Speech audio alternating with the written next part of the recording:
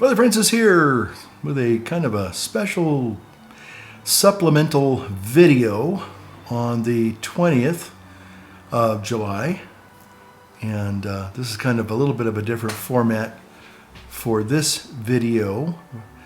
So normally I'm out in the woods and the forest and, beautiful nature background. And so I thought today I would just try to do something a little bit different, only because I need some aids to kind of help me collect my thoughts and present them to you today. So, without any further ado, I'm going to be trying to talk about the Traditionis Custodes, the new motu proprio from the Pope Francis. And there are I'm sure that every priest that has a YouTube channel is probably going to talk about this in some form or fashion. So, I'm just going to be one small voice in a sea of, maybe thousands of other voices. So if you've stumbled upon this video, well, thank you for stopping and giving me your undivided attention, at least for a little bit, and hear me out here. It's not my intention to be contentious.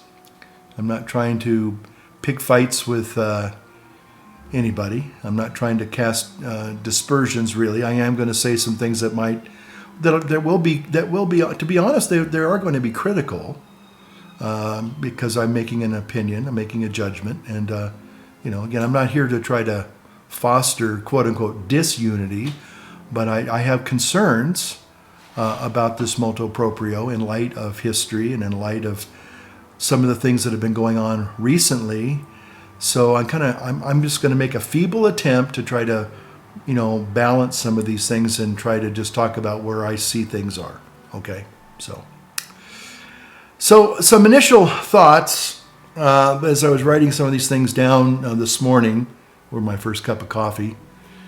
And in my humble opinion, I have to say, from the very get-go, right out of the gate, that it seems really stingy that the Pope is doing this.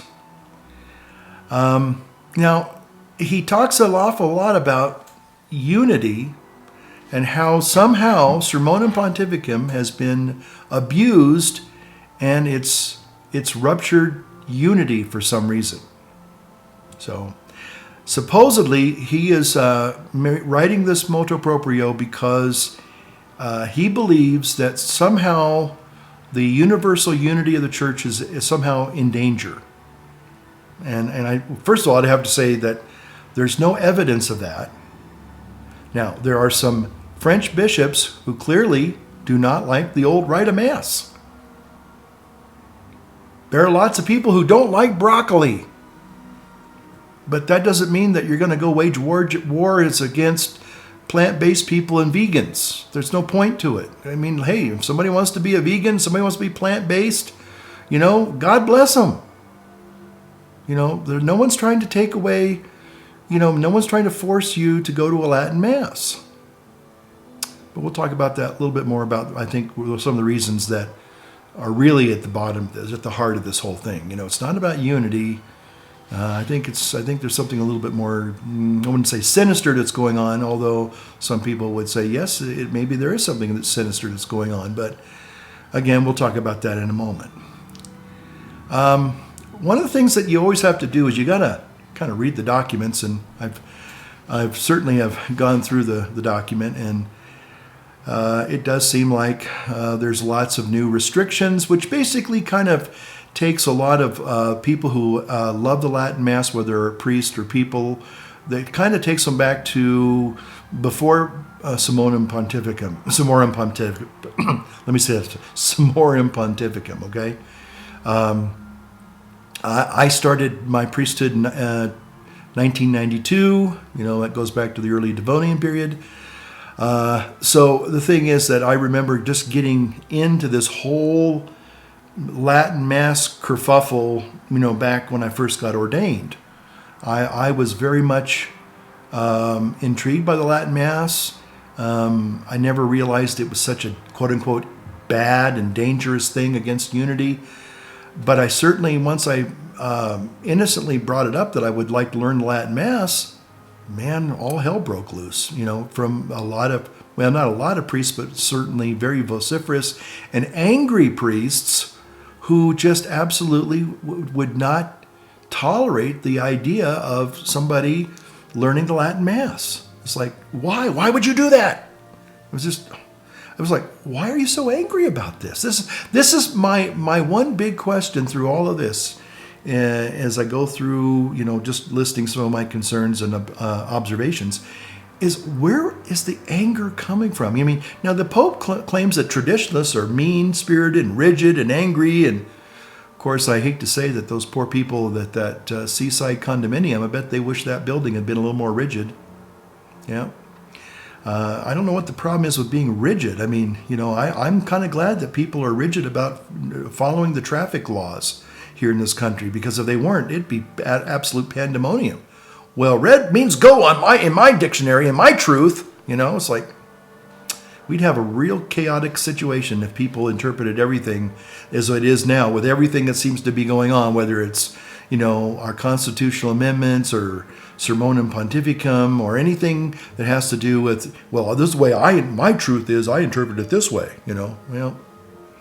That's a recipe for anarchy and chaos, and that's what we see in our country and even in our church. So, again, I think that Sermonum Pontificum, but before that was, it was a beautiful document. Okay, it wasn't meant to bring about disunity. In fact, Pope Benedict stresses this fact. He says there is no contradiction between the two editions of the Roman Missal.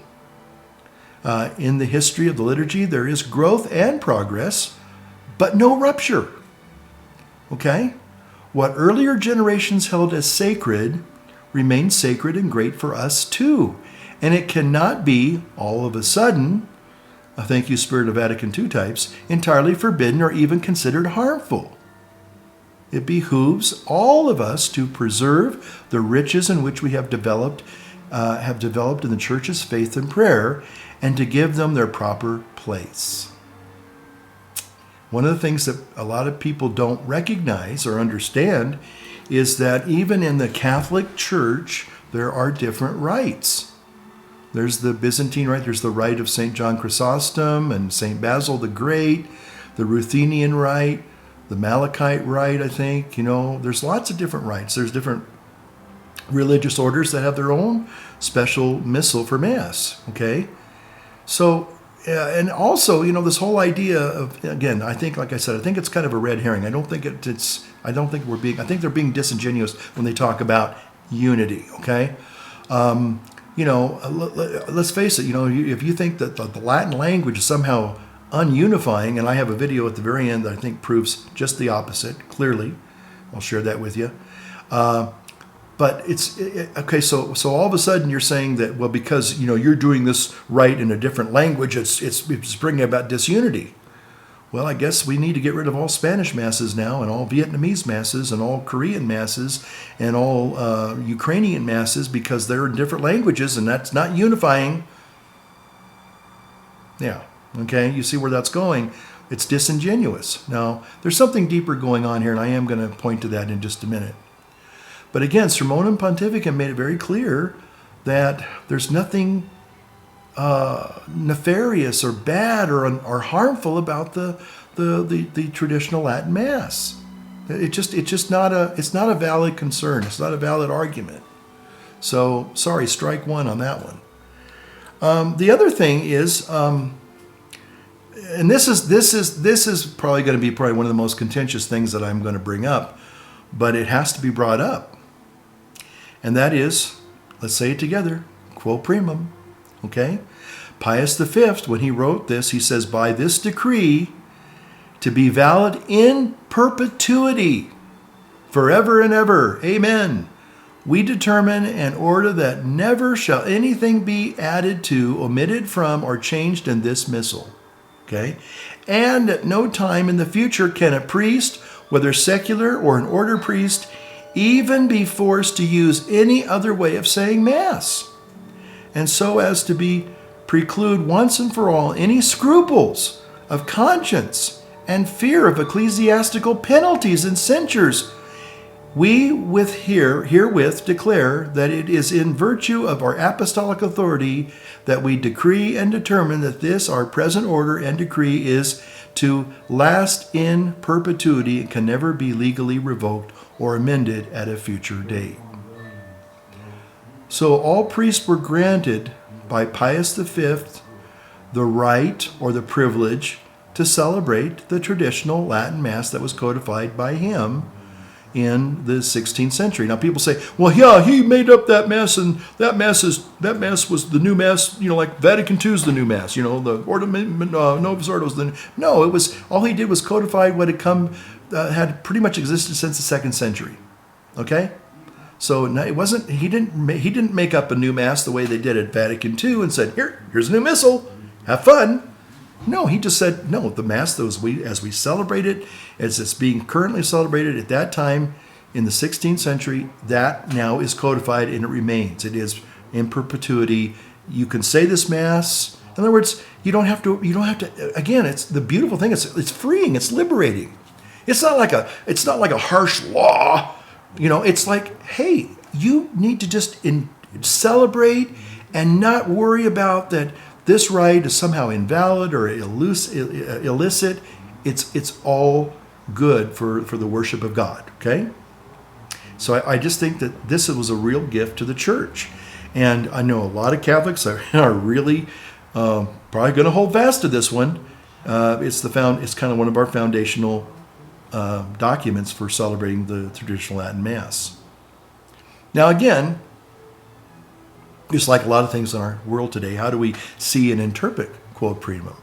It's kind of like how we are debating our Constitution, and our amendments today, And, some people say, well, they mean what they mean, and they're as valid today as they were, 200 years ago. The right of free speech. Boy, I love that one, Boy, aren't they even now trying to do away with that? Second Amendment, trying to do away with that. But here's the thing, I'm not a constitutional lawyer. I'm not a canon lawyer by any stretch of the imagination, but I have a realistic understanding of what law is meant to do.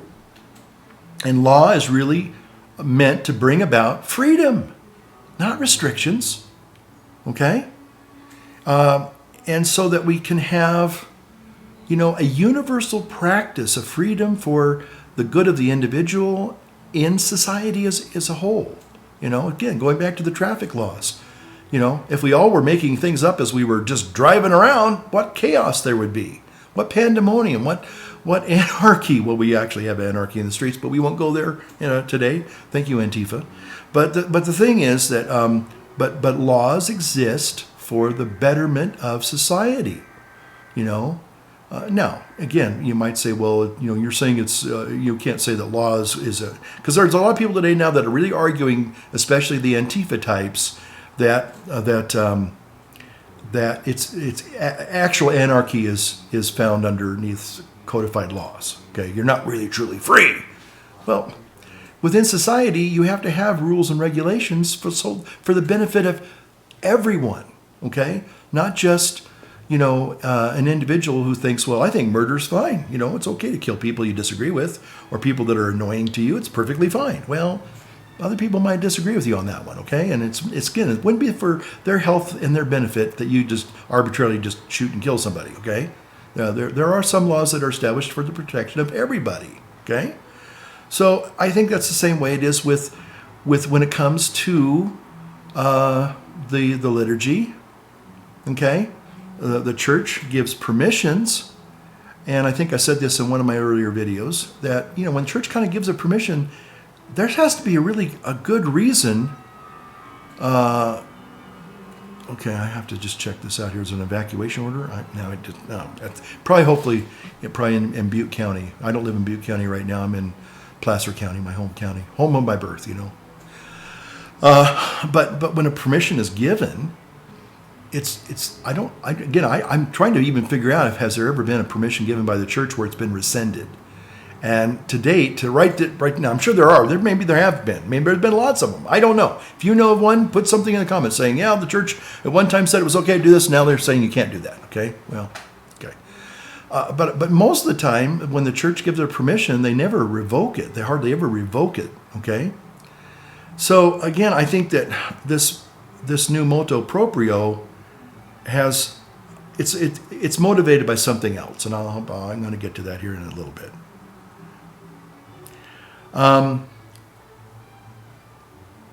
So, okay, here's another thing.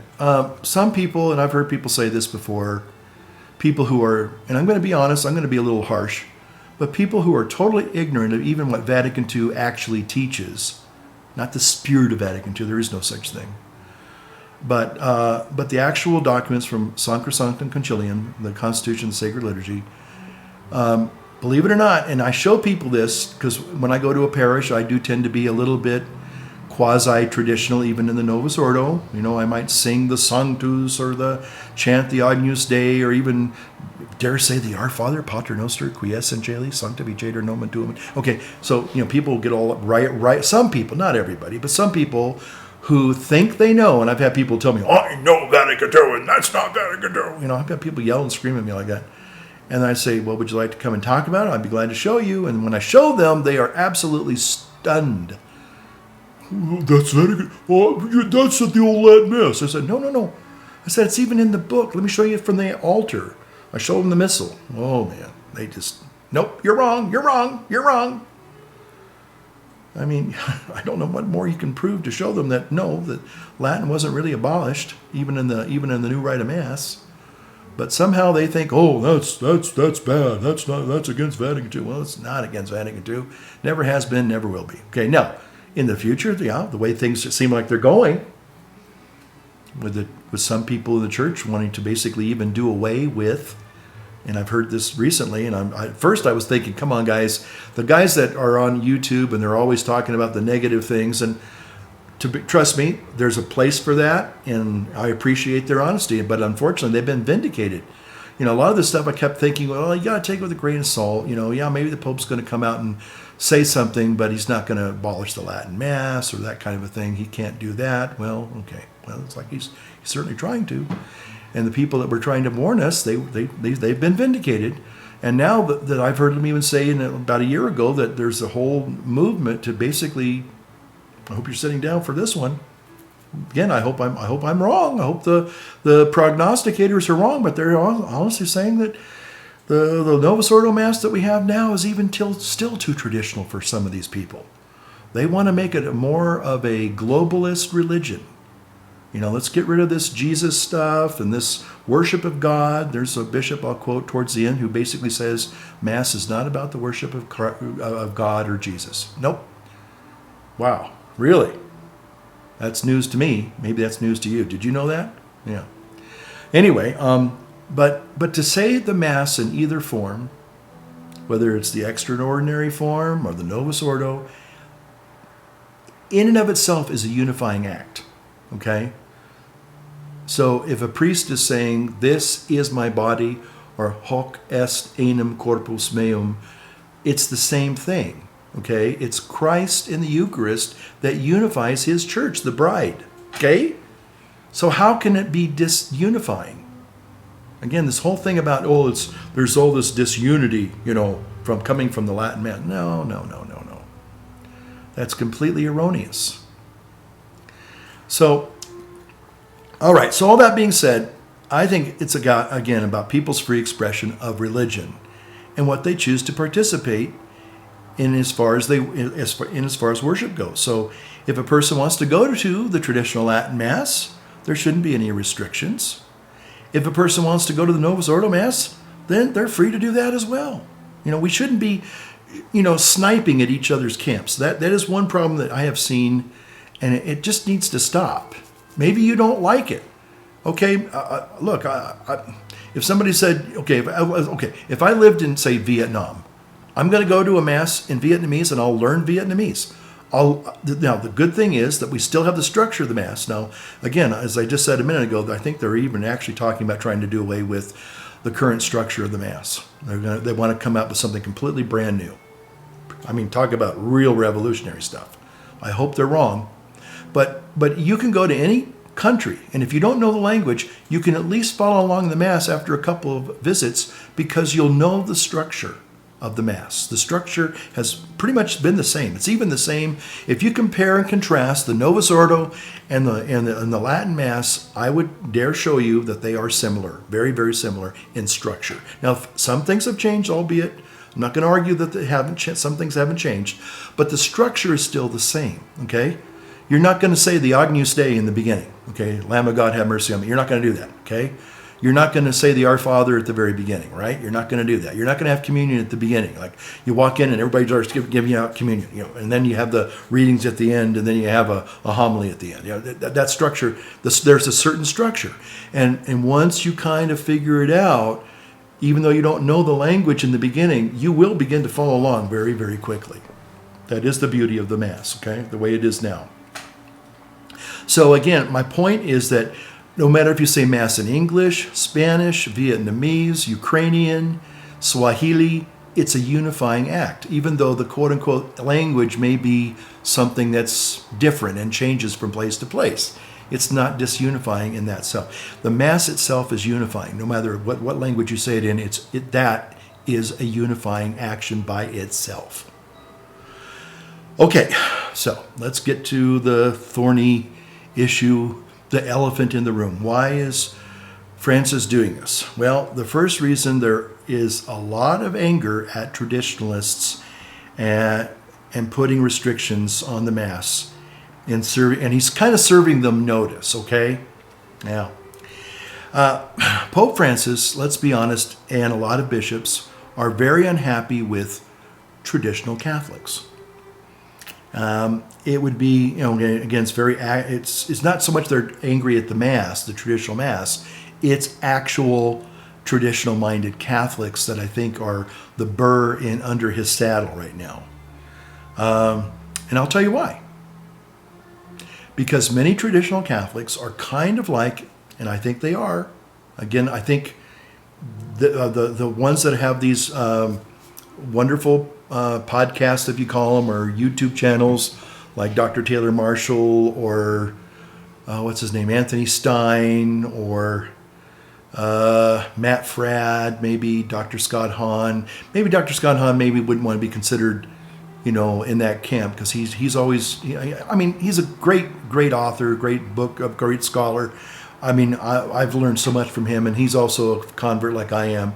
But I kind of feel that he sometimes likes to distance himself from quote unquote being a rad trad or a mad trad, and he wants to be a glad trad. Well, and again, I think a lot of traditionalists, okay, personally, do I know angry traditionalists?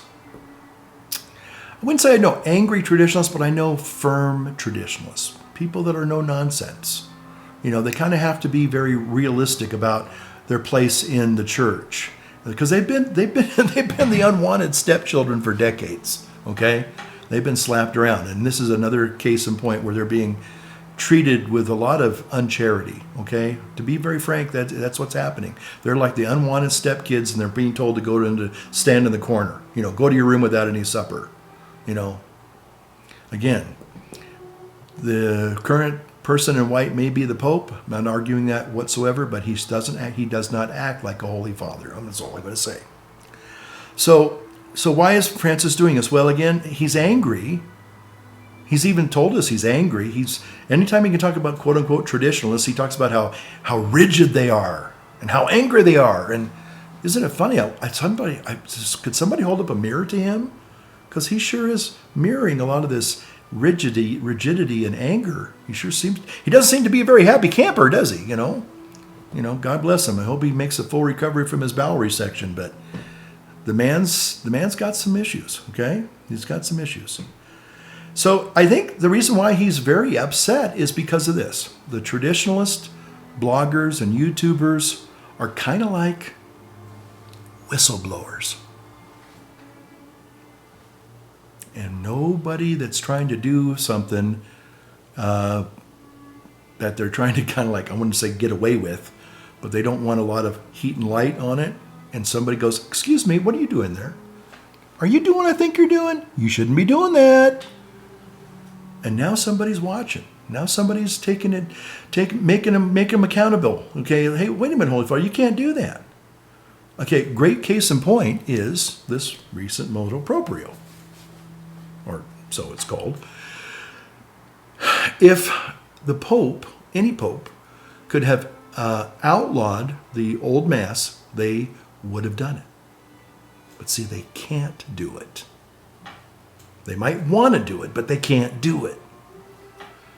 Now, what they're doing is they're trying to sidestep everything. They're trying to, put restrictions on it because they can't kill it. Now, my personal belief is that what they'll wind up doing is making it a martyr, a cause for martyrdom, I guess, cause martyrdom. And that will attract more people. It's going to attract less, it's going to attract more people. The moment you make something verboten, you're going to make people, you're going to call attention to it, and people are going to ask a legitimate question, why? And then when you start unraveling the why and you realize there's no reason for this, then you see it's an injustice that's being perpetrated upon innocent people. That's going to have a repercussion there. Okay, so he's angry at these traditionalist bloggers and YouTubers who are basically trying to hold his feet to the fire, saying, "Holy Father, you can't do that. You can't bless paganism and idolatry. You can't do it. Sorry, Pachamama. Throw that out of there, right? You can't bless gay marriages. You can't do that. You can't be silent on the most innocent victims the world has ever known, the unborn. You can't be silent on that anymore. You can't give a free pass to politicians who support the destruction of innocent life. You can't do that. Sorry." And he and some of these cardinals, they don't like that. They just, don't say that. You can't tell me that. It's kind of like, it's sort of like, let me go back here. I had another point here. Why is Francis doing this? Again, he's angry at the Catholic YouTubers, I think, the people that are trying to hold him feet, kind of remind him that, keep getting these evacuation orders. I don't know if it's for, I've just got to, I'm going to have to maybe bring this to a close here pretty quick. So again, questioning why is this happening? What's going on? Well, again, I've already said, I think that the traditional Catholics are a bit of a bane for Francis and the other cardinals and bishops who are trying to drag the church into this new age of globalism, one world religion. There's a really good story about Paul VI when he was getting ready to, when he was trying to talk about the contraception issue. Okay, and came out with Humanae Vitae. And essentially, he was kind of willing to kind of like say, maybe it's time we let people lighten up on this whole thing, and maybe artificial contraception might be not a bad thing after all, and blah blah blah blah blah blah blah.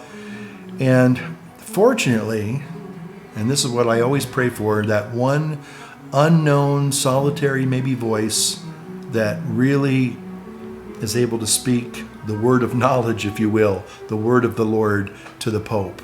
Because even though he may be Pope, it doesn't mean he's infallible in all things, And when he teaches in faith and morals, yes, especially ex cathedra, but he's not infallible in like saying he decided he wants to start a new whatever it is,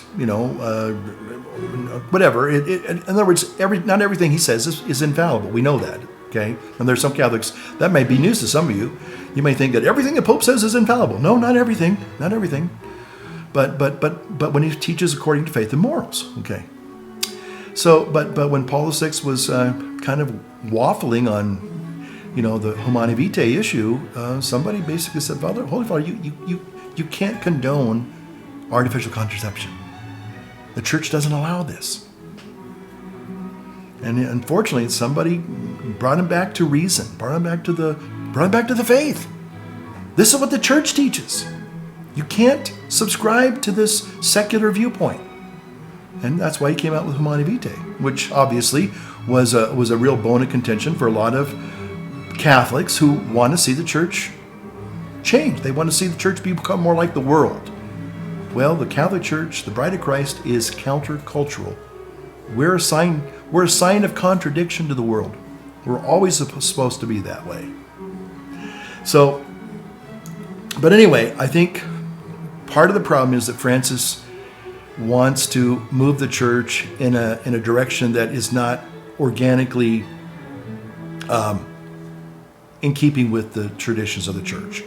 In many ways, they want to just completely get rid of the traditions altogether so that they could free themselves and then rush into a new world order, which is sad. I also think, and this is safe to say, that he's really ticked off by many of these traditional Catholic commentators who on a daily basis are on the internet criticizing his modernist reforms and also pointing out the fact that he is not being consistent in being a true Holy Father.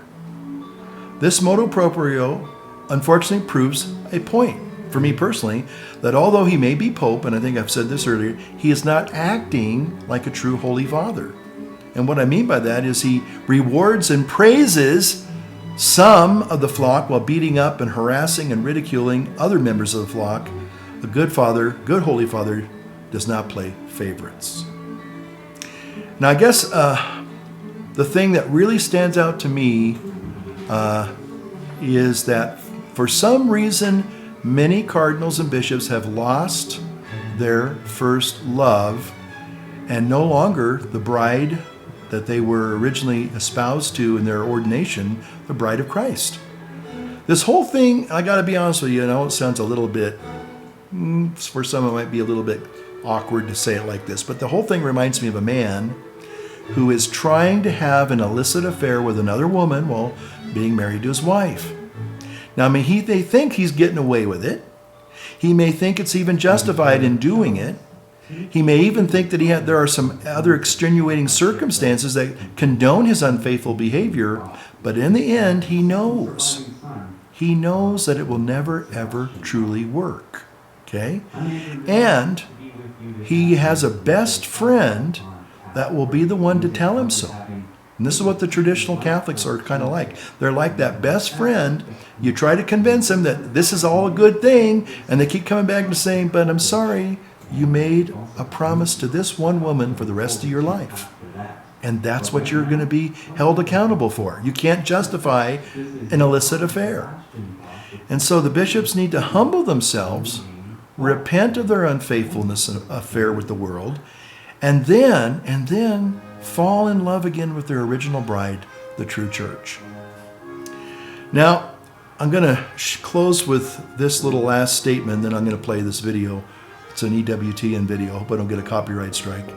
If it does and it doesn't work out, I'll just delete the end part of this and just put a link to the EWTN video. But it's so well done. It says everything that I possibly could hope to say. But I want to make a point here that this is scary. This is very alarming. This is very upsetting. But this one bishop is not the only bishop. I'm sure there are many that believe as he does, which basically is no belief at all. But it was this is taken from, I guess, a Twitter exchange.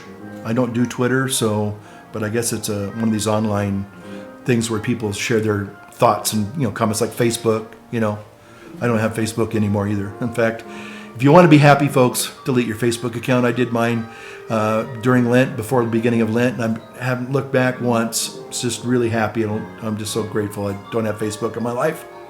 Okay.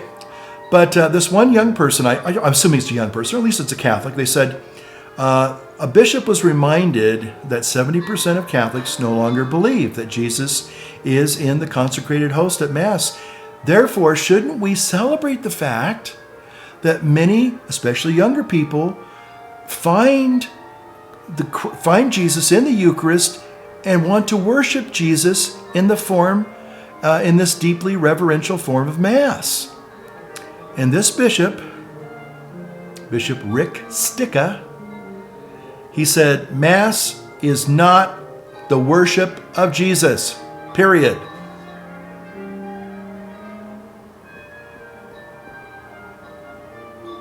All I can say is wow.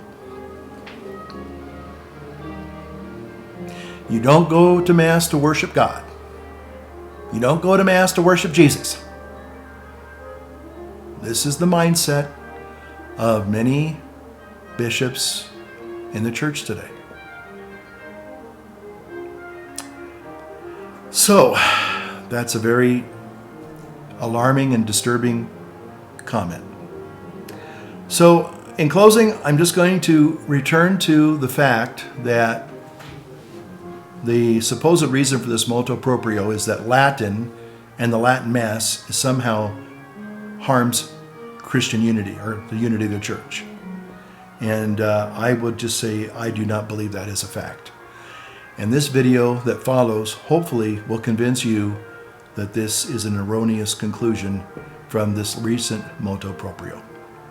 Thank you for giving me the time to share my thoughts and feelings, and may God bless you today, Father, Son, and Holy Spirit. Amen. In the early 1990s, when Mother Angelica was just getting started in radio, I had the privilege to study theology in Rome while living at our radio studio. One of my happy memories of those days was attending some of the masses of Pope St. John Paul II, where people from all over the world were gathered.